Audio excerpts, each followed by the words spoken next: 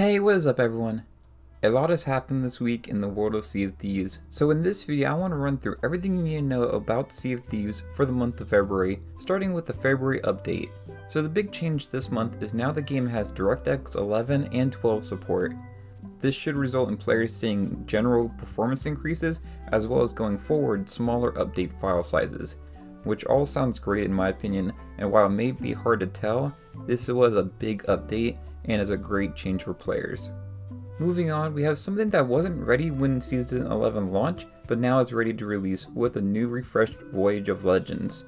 I think we all know the original Voyage of Legends was probably the worst voyage in the game. It was long and tedious and lacked substantial rewards for your efforts. This resulted in players like me not engaging with Athena's Fortune because it just wasn't worth it, so I'm very happy to see that this was overhauled. The new voyage now consists of one X marks the spot map with 3 Athena treasures, one riddle map, one bounty voyage, and upon completion of all of those parts, one X marks the spot map that takes you to the beloved Chest of Legends. I think this is a great change and makes the voyage actually playable and match the rest of the changes that were made in Season 11. I will say though, I hope we get a new unique voyage for Pirate Legends in the future.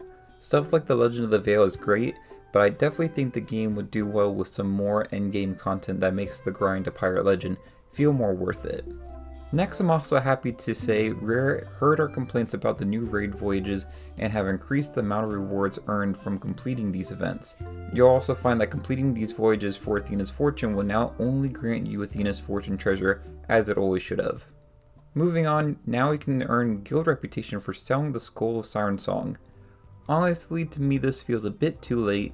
The interest in the Skull of Siren Song has dropped off dramatically since it released, and this feature really should have been part of the game when it launched. But at least it got added, so it's better late than never.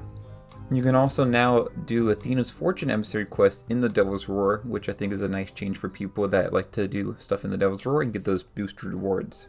Another change that I love is that now you can use the Ashen Windskull fire ability without it losing value, which is great and will encourage players to actually treat it like another tool rather than something that you have to kind of put away and not touch.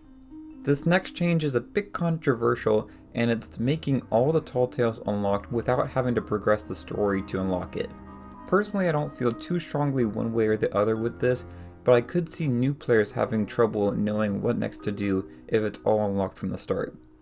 This may result in players completing the tales and not understanding the story because they missed the tall tale leading into it. I'd be interested to know what y'all think about this, so let me know in the comments what you think about this change and as well as the other changes that we talked about in this video. Moving on, something I wasn't expecting is further water visual improvements, where the water would now look smoother further out, which will help make it feel a lot more realistic and natural. I love these kind of updates. They aren't big for gameplay or whatever, but it makes what was already a great looking game even better. Next we have some new cosmetics, both in the Outpost shops and the Pirate Emporium. Make sure to get your free emote for this month with the Toe Reach emote. Other than that, the Pirate Emporium this month was a bit lackluster with what we got as new items. The Outpost cosmetics, however, got a nice addition with a new hairstyle and a set of new instruments for the Maestro set. There was a whole host of bug fixes this update, but the worst change and probably the most notable change for bug fixes this month has to be them removing the ability for Trans to increase your emissary grade. I understand why they made this change, but it was such a nice benefit of doing the Siren Treasuries, and in my opinion, helped make it a better option than the Sea Forts. So I'm going to miss this feature, but it makes sense why they changed it. Like I mentioned before, there was lots of bug fixes that were added in this update, but honestly there wasn't too much else that I found noteworthy to talk about. So let's move on to instead this season's community weekend, which is happening this week. So this weekend between February 24th to the 26th, players can log in and enjoy login bonuses like the community weekend flag and the pole wave emote. We'll also have the typical community emissary grade, which will increase throughout the event and grant bonuses to gold, reputation, and allegiance. There will also be Twitch drops from watching Sea of Thieves streamers, including access to the Obsidian Captain's Drapes if players can dive for a collective 100,000 voyages during the event. Pop-up Plunder will also make a return this weekend, so keep an eye on Sea of Thieves' social media accounts for clues as to where you can find that treasure. Other than that, there's not much different for this community weekend. This should definitely be a fun time to complete some of those raid voyages as well as the other refreshed voyages from Season 11 with those boosted rewards. Finally, let's talk about the biggest news for Sea of Thieves, and that is the game is officially coming to the PlayStation 5 on April 30th. I'm very excited for this, and I think it will be huge for the long-term growth of the game. It also helps recontextualize the changes made over the last year, with Season 11 and the other updates being designed primarily for making the game easier for newer players.